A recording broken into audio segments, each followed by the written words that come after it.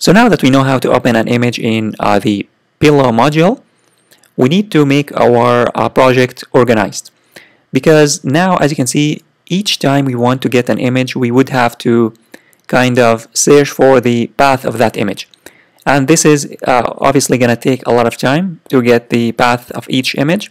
Therefore, we can kind of collect all of these images and add them in a special folder, and then we wouldn't have to change that path each time we want to open an image or work on an image. Therefore, I'm going to here inside our project, I'm going to create a new folder, and then I'm going to name it. I'm going to name it images. Images, and then hit enter, and then I'm going to move all of these images, all of these 3 images inside this folder. So these 3 images now are inside my images folder that is inside our main project folder, which is the Python Pillow. So we have the Python Pillow, and then we have images. And now instead of opening the image from the desktop, we can now add to this path. We can add, instead of just desktop, we can add the name of the folder, which is Python, and then underscore pillow, and then /, and then the name of the folder, which is images, and then /, and then the name of the image. And anytime you want to work on an image, just drag that image and drop it inside that folder, and you don't have to change this path anymore.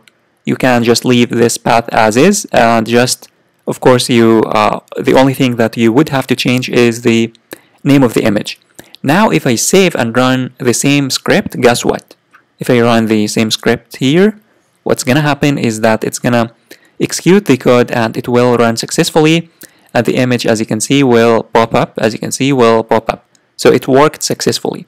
Now, if you want to open another image, you just need to change the name of the image. So instead of coconut, you can here pass the name of the second image, which is palms, and then save and run our script, and it will open the other image, and you don't need to change the path.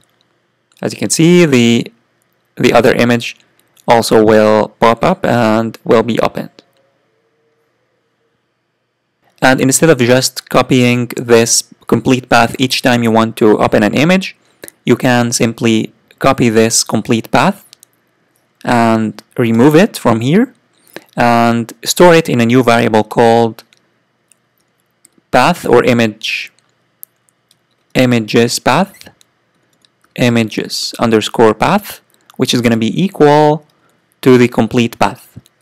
It's going to be equal to the complete path, and now you can append that path to this image. So here I'm going to say images path, images underscore path, and then plus, and then the name of the image. Now if I save and run the script one more time, it will also work.